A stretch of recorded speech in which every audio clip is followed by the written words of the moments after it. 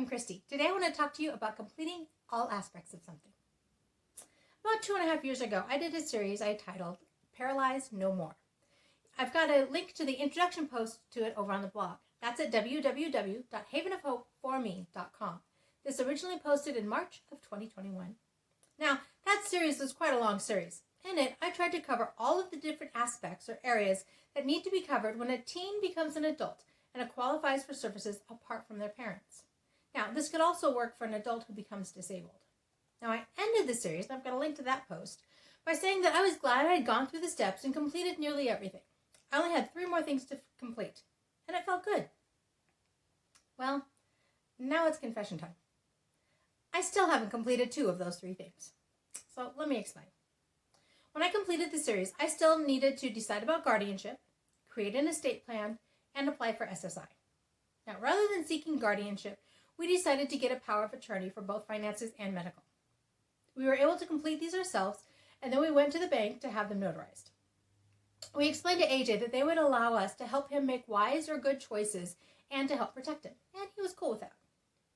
Since then, I've been told that some people may question his ability to understand what the power of attorney means, or the power that it gives us, and may call it into question because of that.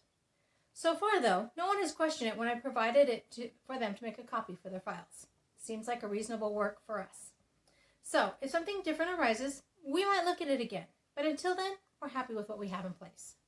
Now, as of today, I still haven't completed the guardian or the estate planning or the SSI application.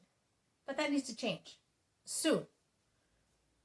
AJ is really chomping at the bit to move out. But I know that we can only pull that off if we have SSI already coming in for him. And that means I have to apply. Ugh.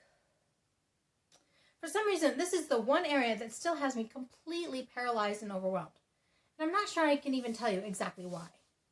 I know that part of it is that I've heard numerous horror stories about people applying for SSI and being denied. And all the hassle that it takes to work through the process.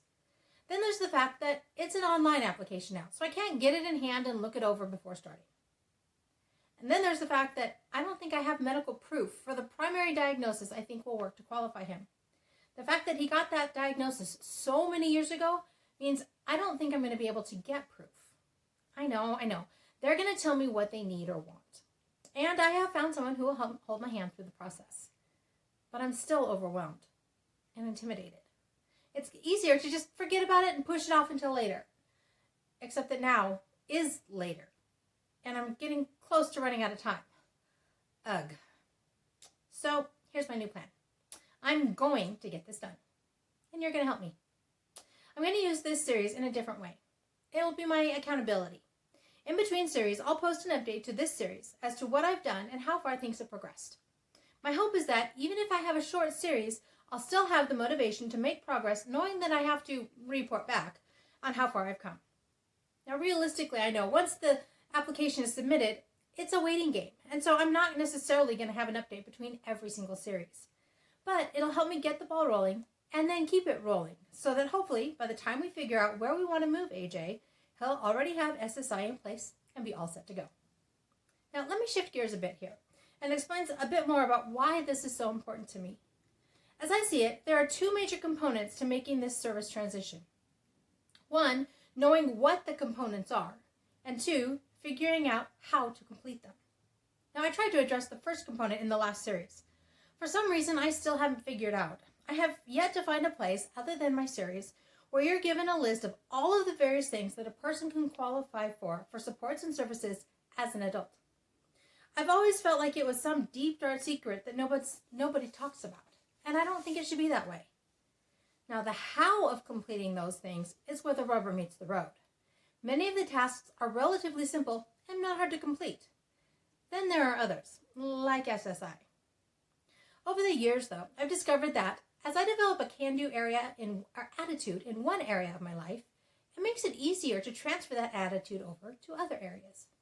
But it still takes a conscious decision to apply it to the new area.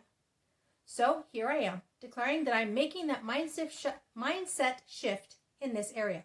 I can complete the SSI application.